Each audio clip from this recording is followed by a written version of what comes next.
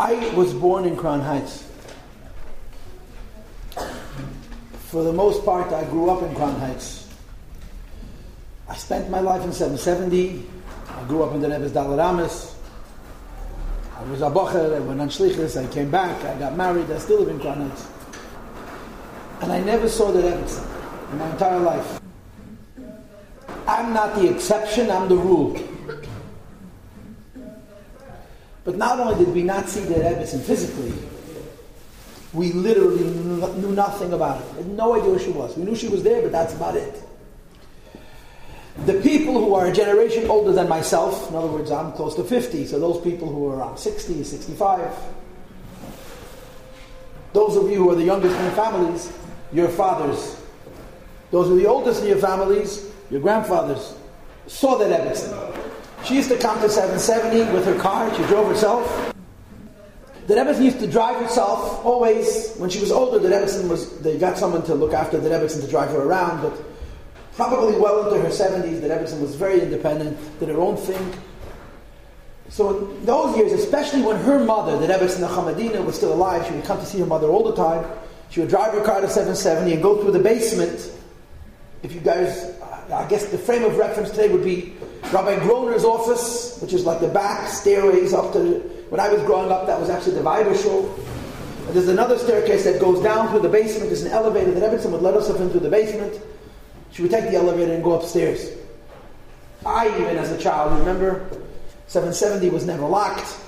The elevator 770 was Lubavitcher children's favorite toy. We played that. The Dell elevator survives as one of the miracles of the world because that elevator was abused quite a bit by a lot of kids, myself included. When you had a Fabrengen, it was 4 in the morning and you were irritated, you went up and down the elevator and bothered Khanagurari. 770 was never locked. Just recently they started locking up all the doors and so forth. So people saw that Rebbetzin. She would come, she would go. She didn't really exchange too many words with too many people, but she was around. By the time I was growing up, she just never came. You never saw her. Lamed Ches, when the Rebbe wasn't well, apparently the Rebbetzin spent some time in 770, but I was 12 at that time, and I don't have such strong recollections of that time. The bottom line is, most Lubavitcher Hasidim, except those people who had the good fortune to know her personally, knew only of her, that she existed. But what and who the Rebbetzin was a great mystery. And I've tried to piece together in my own head who the Rebbetzin was. My first introduction to the Rebbetzin was the Rebbe. The Rebbetzin passed away and the Rebbe literally did not stop talking about her. Here was a person who essentially existed in the world of Lubavitch in a very, very secretive and almost like a phantom-like way. We knew she was there, but that's about it. Now she's physically gone, and she became more present than ever. In fact, there is a Rav, his name is Rabbi Tziner, Rabbi Gavil Tziner. He's a Lubavitcher Chassid, but he has Hungarian roots.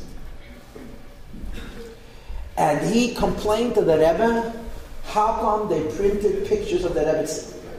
And he felt that it was wrong and that they should actually reprint a certain pamphlet, a certain publication, minus her pictures. And the Rebbe answers him. Very interesting what the Rebbe does. The Rebbe takes his own words, the writer's words, and manipulates them just a little bit and paskins exactly the opposite, that you have to dafka publicize your picture. Why? The living should take to heart. It's very, very important for us to know about the Rebbetzin. It'll make us better Jews. This is, without question, in my mind, the position that Rebbe took once the Rebbetzin passed away. So long as she was alive, the Rebbetzin wanted to literally be out of sight and therefore out of mind, and the Rebbetzin achieved this. She was out of sight and therefore she was out of mind for the average Lubavitcher Chassid, except those people who were involved with the Rebbetzin. As soon as the Rebbetzin passed away, the Rebbe made her into a Rebbetzin. We have her pictures in her home, in my house, in my kitchen. I have a picture of the Rebbetzin, and my kitchen belongs to her. And I'm very happy that she's in charge of the kitchen. It's a very wonderful kitchen. And the Rebbetzin, in effect, became our Rebbetzin posthumously after she passed away. And like I said to you, you start to try to develop in your own imagination, your own mind, try to piece together who was this person. Very complicated person, very mysterious person. She was a Bas Kedeshim. She was an Eishet Kedeshim. She was the daughter of holy people. She was the wife of a holy person. And she was also a very holy person. So I want to tell you some stories, but I don't want to only tell you some stories. I've given many talks on the Rebbetzin. If you have access to the internet, Rahman al-Islam, you can go to my website, you can find my talks on the Rebbetzin. I wrote a new talk for you. I want to tell some stories, but I chose stories because I want to lead this in a particular direction. And I want to impress something upon us, on you, upon myself, that I'm first beginning to understand myself. In other words, I think, and I've developed over the years different thoughts about the Rebbetzin. So I want to share such stories and lead you in such a direction. The first story is just a Gewaltige Meise. There's a younger man who used to be Satmar, who became a Lubavitcher, and he told the following story.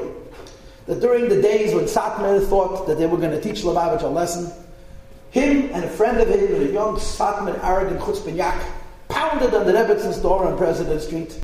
And when she opened the door, they handed her a tray of pork, of chazer, with the seal of Lubavitch. They were trying to indicate that we're not from. And now, the Rebbetzin then was 75, yeah, she wasn't a young lady, she was home alone. Two young smart Alecs knock on her door. So they figured she'll recoil in fear and intimidation. The Rebbetzin takes the tray of chazer from the two boys, looks at them, and says, "For the matone adanki." For the present, thank you. Aber for the klappen, he says, the way you banged, ich hab nicht gehört, als klappen sind mir gekommen, arrestiert dem Tag. I've never heard anybody bang on my door like this since they came to arrest my father some, whatever it was, 60 years before. The sharpness, the quickness, the Rebbetzin on the spot said exactly what needed to be said. Thanks for the present. But the way you banged, it reminds me of the KGB. Now a recent story that I'm absolutely obsessed with. The story is true. I confirmed it with somebody who heard it firsthand. There was a young man from Crown Heights who was invited to be a sandik at a Russian bris. Russians are, Baruch Hashem, still having babies and still making brisin. And the shliach wanted to come to the bris, I'm assuming to help with the costs of the bris. So he was invited to be sandik. He comes to Flatbush, Rabbi Levin's Chabad house, and he discovers that there's twins. There's two brises. And the first sandik is going to be Rabbi Levin himself, and the second sandik is him. So they have two brises, and when you have twins, you have to sort of make a separation between the two brises. After the brisin, they sit down to eat, of course. And the father of the two boys, gets up to speak. And this fellow doesn't have a lot of patience, gets up to leave. He doesn't understand Russian. He's not going to sit there and listen to something he doesn't understand. And Rabbi Levin walks him out the door. Rabbi Levin says to him, "I'd like to share with you what this man is now relating in Russian." And he tells him the following story. He started becoming frum. He started coming to Rabbi Levin, he started to learn Chassidus, started to learn Torah, and so forth. And his wife started to get jealous. Competition. He wasn't home as much, didn't have as much time for her, didn't give her as much attention, and it seemed like it was going to get worse and worse and worse.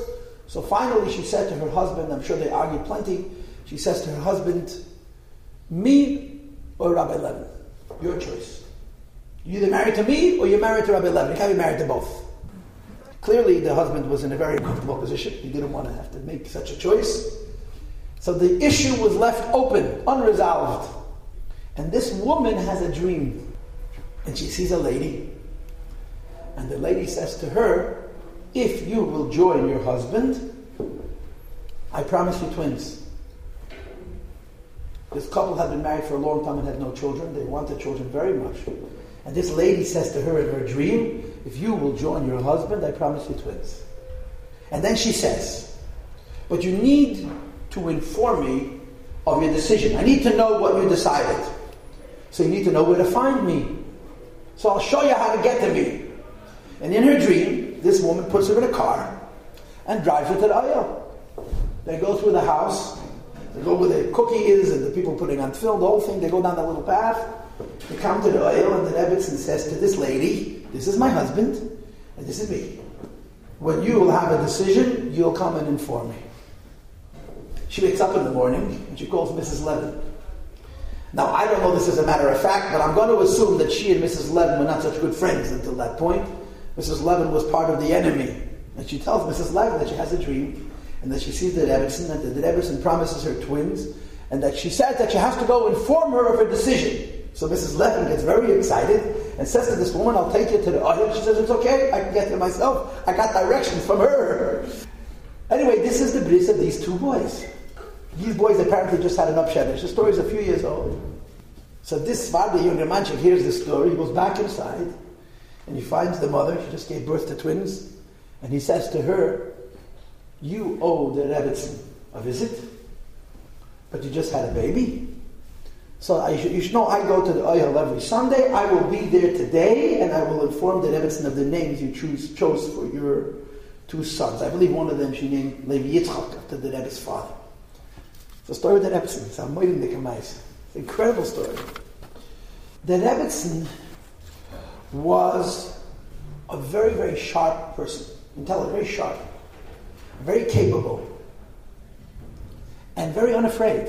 She was resourceful. You know? The Rebbetzin was not afraid to be alone in the world.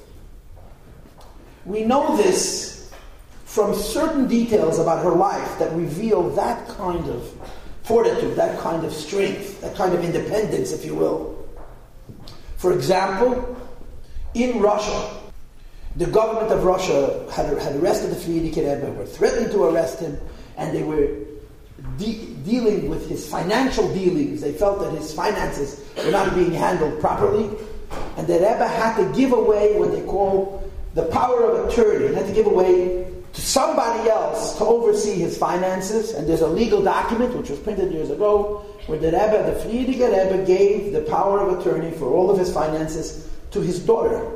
The Rebbetzin was a single girl at that time. She was 22 years old, 23. The Frierdiker Rebbe could have chosen his son-in-law. The Frierdiker Rebbe could have chosen. There were many great chassidim who would have been very happy. The Rebbe chose the Rebbetzin. And I don't think he did it for spiritual reasons. He chose her, Pashut, because the Rebbe knew that she was capable. She got things done. And very quiet. She was not afraid. She had great places. During the difficult years in Russia, there was a non-Lubavitch yeshiva in Leningrad called Navardik. It says Misnagdim. Every week the Rebbetzin used to deliver food to the yeshiva in Navardik. Why the Rebbetzin? Because who's going to suspect that a girl carrying a bag is going to feed yeshiva bachrim? This was her thing. She would carry the food to the yeshiva. The Frierdiker made sure they had what to eat. He sent the Rebbetzin. Why? Because he knew nobody would stop her, and he knew that the food would get delivered. The Rebbe's brother, this is probably a very remarkable story. The Rebbe's brother, Label, came out of Russia. And he was with the Rebbe in Germany yet, in Berlin. And then, of course, they moved to France when the Nazis came to power. And Label decided he wanted to go to Eretz Yisrael. And in order for him to go to Israel, he needed to go back into Berlin to arrange his papers. But at this point, Berlin was Nazi, and he was afraid. So the Rebbetzin said, I'll go as your representative. I'm a woman. I don't look so conspicuously Jewish. I'll go to Berlin and I'll arrange your papers. The Rebbetzin came to Berlin and she went to the Nazi offices and arranged the papers for her brother-in-law. And they asked her, what is your name? She said, name is Schneerson. What is your maiden name? Schneerson. What's your mother's maiden name? Schneerson. And they, of course, did not believe her. And they told her that when they come to Paris, they're going to check her out. And when they came to Paris, they came to look for her. She had apparently left the day before, 2 days before. I want to tell you a story. I heard the story growing up from my father. I've repeated the story. He told me when he was in France, there was a Rav named Rubinstein. Rabbi Rubinstein was the same Rav. I don't know if you know the story, where the Rebbe asked him if you're allowed to be Mason Nefesh for a Yan Esrik, and he told him no, so the Rebbe said, you're supposed to ask him a snagid and do faket, and the Rebbe went and got himself an Esrik. This same Rubinstein, my father told me he remembers him telling this story, that when the Nazis came to Paris, the Rebbe and the Rebbetzin were still there, and the Nazis marched down the big boulevard, and the Rebbe and the Rebbetzin were walking, and the Rebbetzin says to the Rebbe, let's get out of the way. And the Rebbe says, Zohen ze zen v'yayid gate. Let them see Jewish people walk. So they kept walking, and every Nazi went around them. Incredible story, huh? I would love for somebody else to confirm it. Who's crazier, the Rebbe or the Rebbetzin, huh? She walked with him. The Rebbetzin. They lived very, very simply. all those years away from the Frierdiker Rebbe, the Rebbe and the Rebbetzin lived very frugally. They lived on very, very little. They lived in tiny apartments. You have to remember that they were supported by the Frierdiker Rebbe. The Rebbe didn't work. He was supported by the Frierdiker Rebbe. And they counted every penny because the pennies were holy pennies. And they lived incredibly simply. People remember them from Berlin and Paris, the way that Rebbe and the Rebbetzin lived. And you have to remember that Rebbetzin grew up as a princess. The Schneersons lived well. The Rabbi's families lived well. And the Rebbetzin lived with so little all those years. One of the more interesting little episodes was that when the Nazis came into Paris, the Rebbe and the Rebbetzin left Paris and they went to the south of France. And they lived in a hostel. You can't even call it a hotel. These little rooms. And there was no furniture.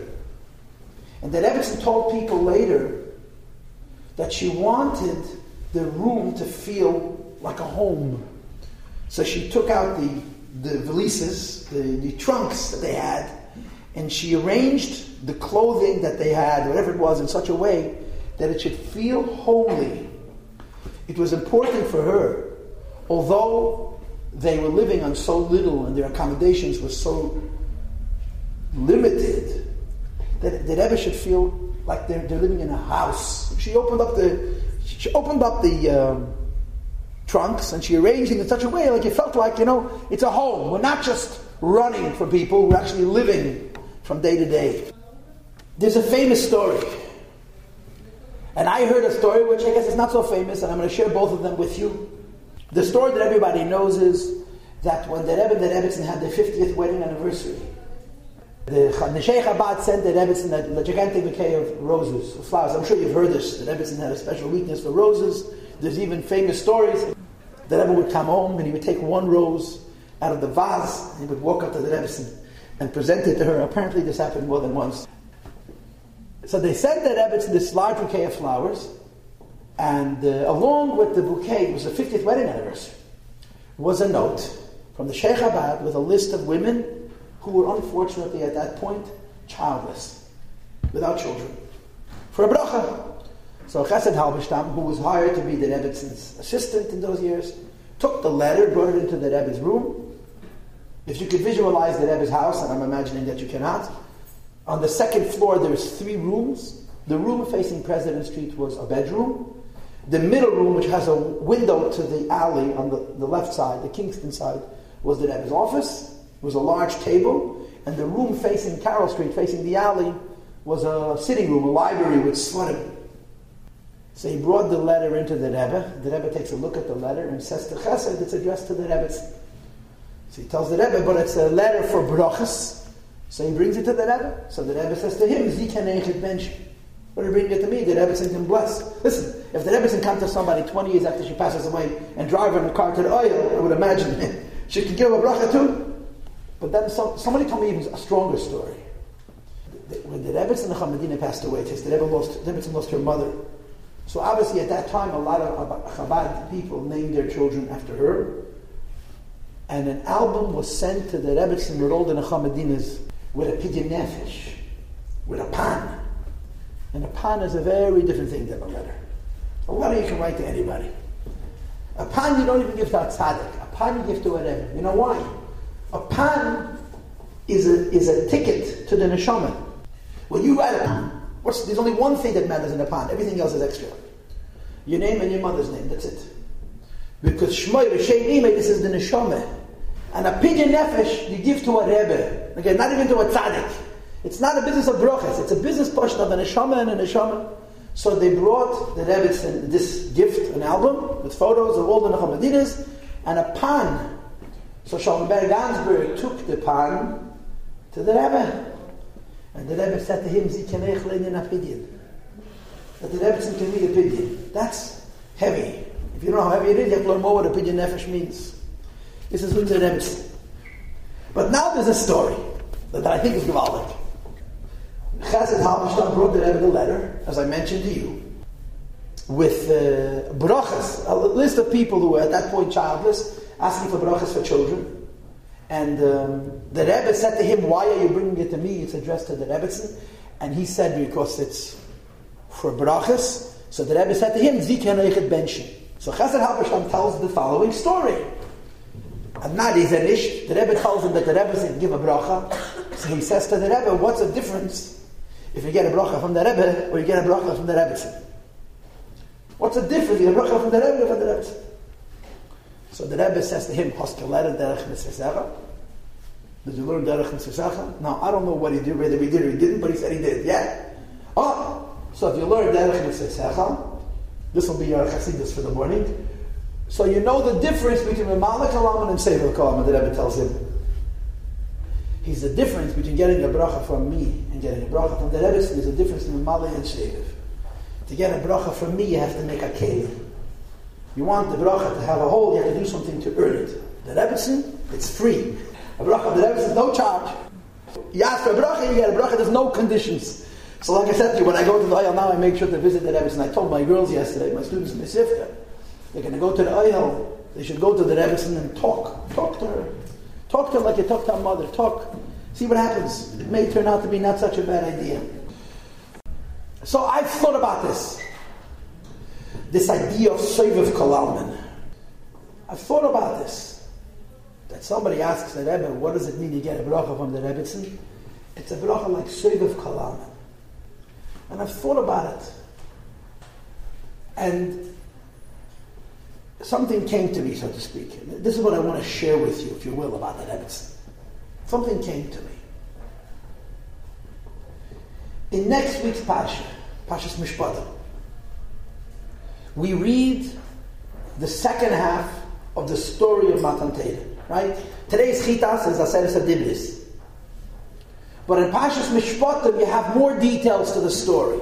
A lot of the details of the story of Matan Torah are not written in Yossi, they're written in Mishpatim. One of the more dramatic details written in next week's Pasha is, it says, Vayiru es Elekei Yisrael. It's a pasuk in Chumash. And they saw Elekei Yisrael, the God of Israel. The Yidden saw the Eibishter. This is in pasuk. Translate however you wish. And then it says, V'tachas Raglov, and underneath his feet of the Eibishter was Kemaise Livnas Hasapir. Maise Livnas Hasapir means was like the craftsmanship, the work of Livnas Hasapir.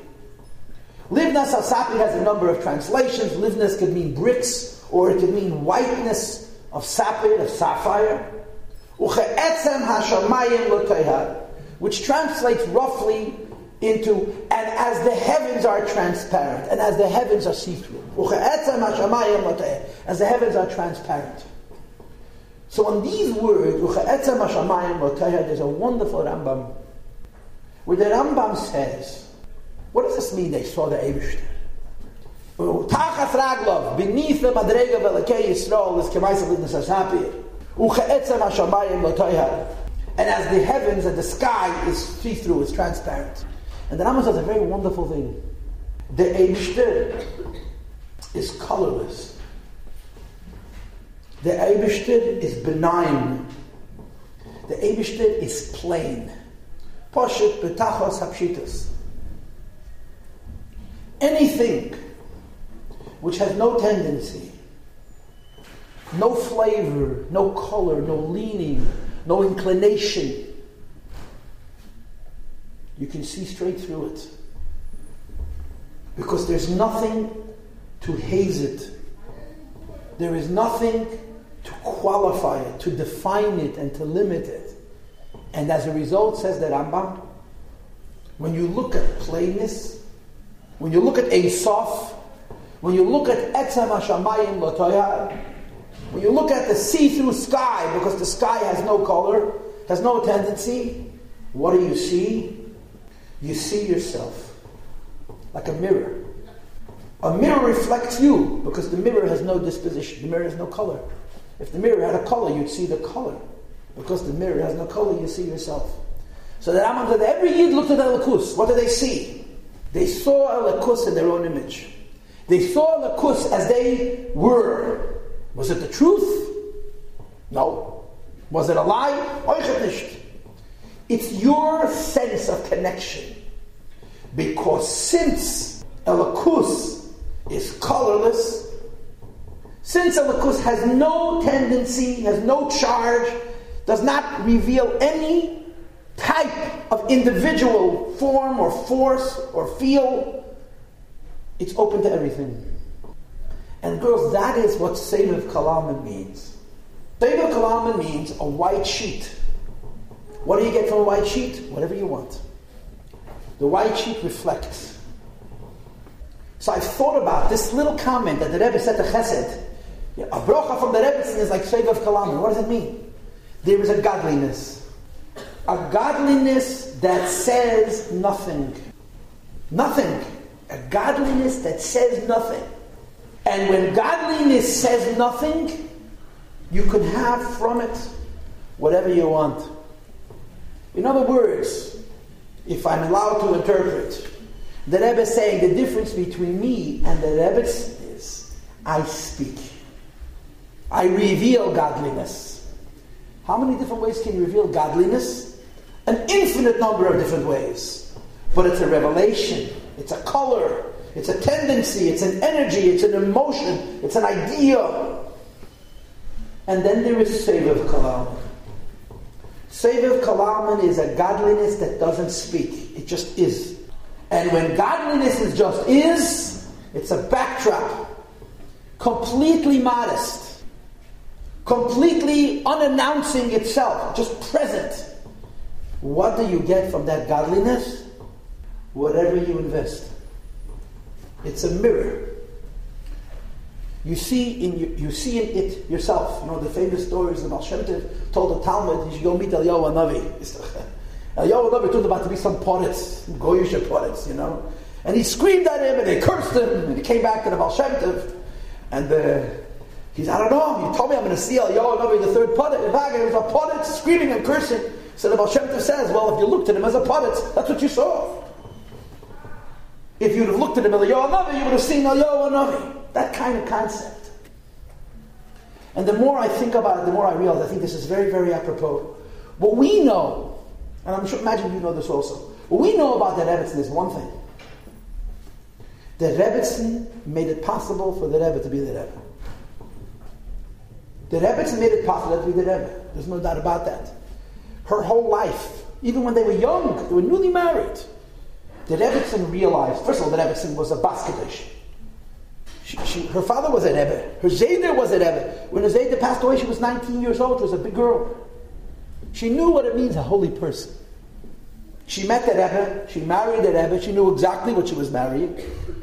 And she dedicated her life to be the screen, to be the unannounced presence, to be the white backdrop against which the Rebbe could reveal, could speak, could give in a million different ways. She did this in Berlin. She did this in Paris. She did this in New York. And she certainly did it once they became Rebbe and Rebbetzin. The Rebbetzin would wait for the Rebbe all night.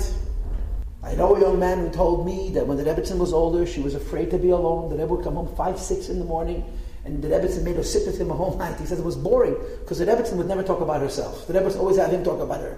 The Rebbetzin was brilliant at never letting people take a conversation where she didn't want it to go.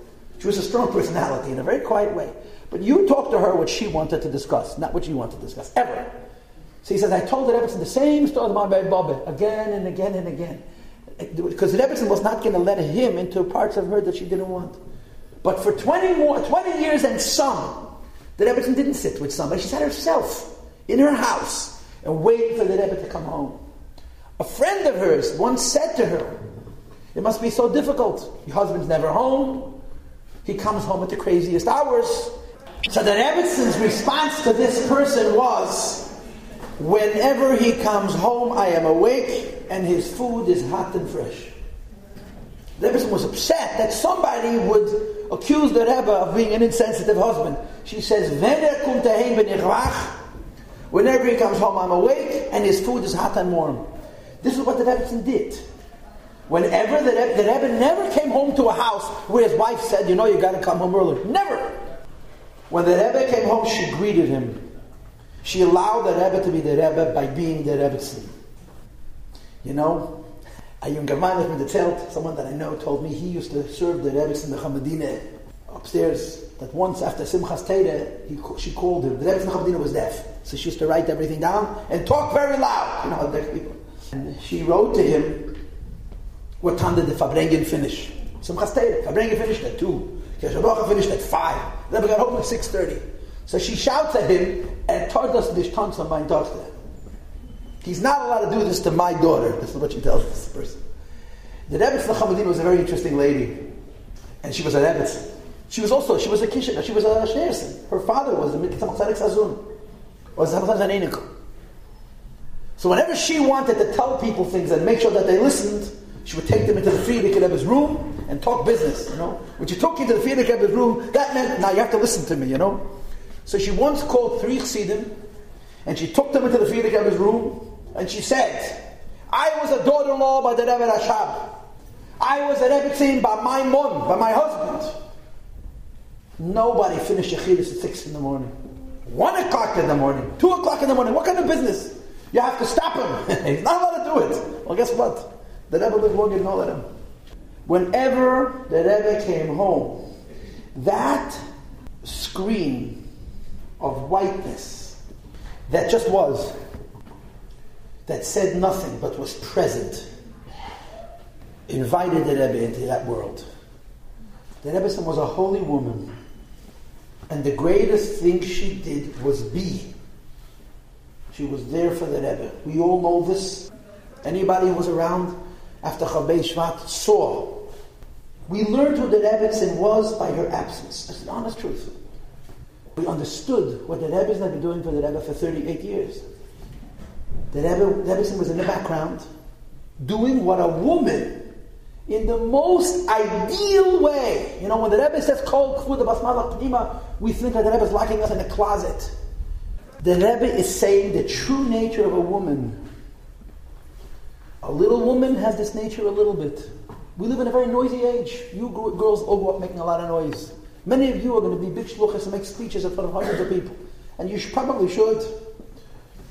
But the Kol Kvuda Basmalach Pnima is the basic nature of a woman.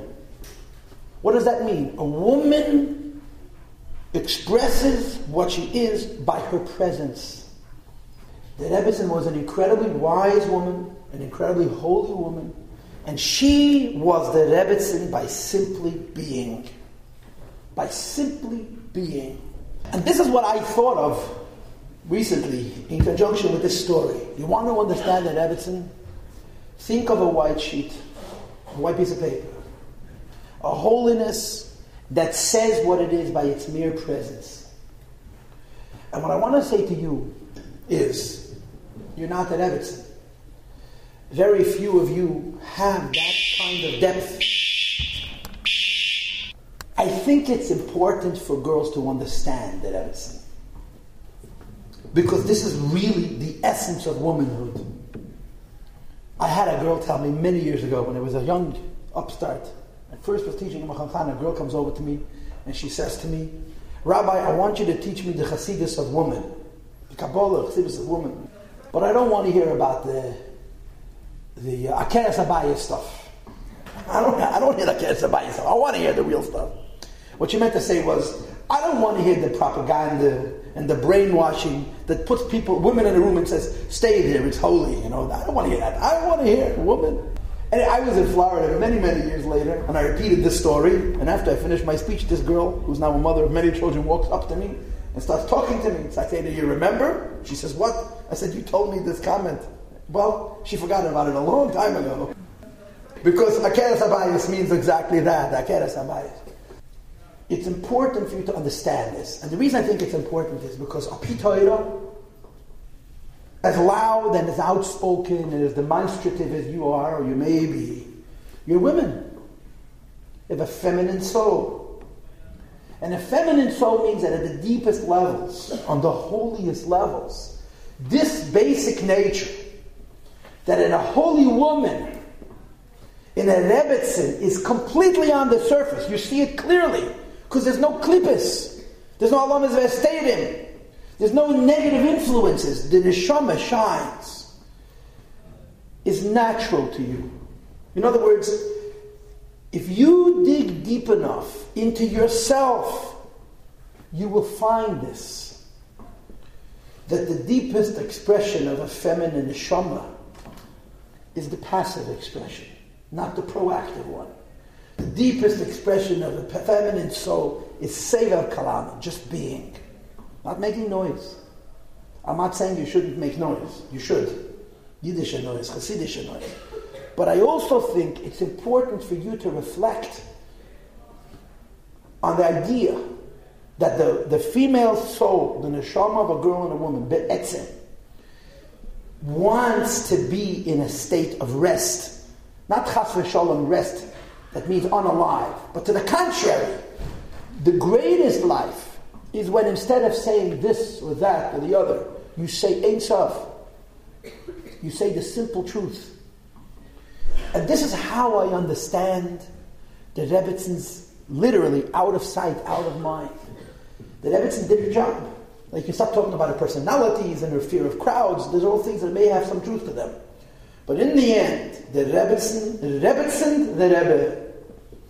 Without the Rebbe was like a diamond with no setting. And what is the setting? The setting is a simple Ein Sof, against which there's juxtaposed such an incredible Koyach Eliki. And it's something for us to contemplate. Now you'll get married, and guess what? You're not the Rebbetzin. And your husband may not be the Rebbe. I hope I don't have to explain. But we're Jews, and we're Hasidim. We may not be perfect, but we want to grow. And this is the framework of the relationship. It's different. The Rebbetzin represents a pshitus, an Ein Sof, that every person who comes into her world sees themselves in her. You know what that means, to see yourself in her? You're entirely comfortable, because she's not reflecting herself on you, she's reflecting you on you, because she's a clean slate. A woman, al pi Torah, has this possibility. A woman, al pi Torah, has this tendency. In a Rebbe and a Rebbetzin, it's begolui. In all of us, it's bekoyach. And it's something real and serious to contemplate. I want to tell you something very interesting. A while after Gimel Tammuz, a year or two, there was a magazine. So there was a woman who had done handwriting analysis of the Rebbe and the Rebbetzin. A woman, I don't know if she's from that. And there was an article written in this country, it's about magazine, about handwriting analysis and personalities.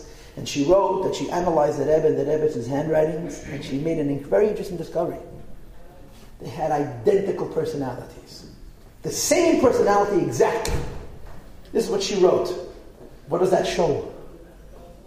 It shows that when you hear from the Zohar and all the holy books and all the Shidduch classes about Talpal Gegufa, a husband and wife are two halves of the same soul, it shows that the closer you are to your own neshama, the closer you are to your own inner self, the more compatibility you will find with your mate.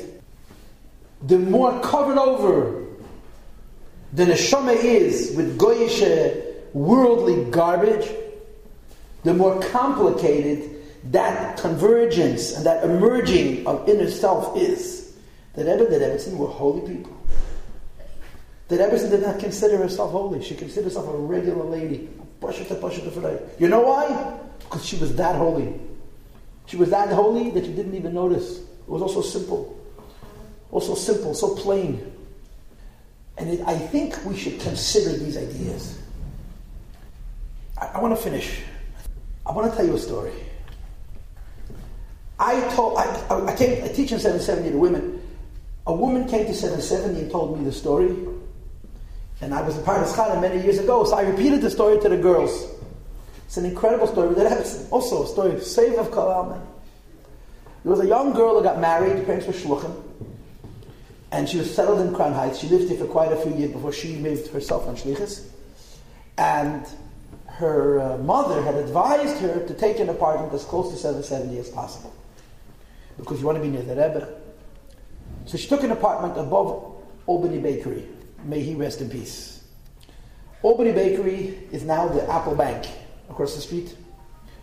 Albany Bakery. Albany Bakery was a very, very important part of Lubavitch Lore because Albany Bakery was open all night. They actually baked in the Albany Bakery.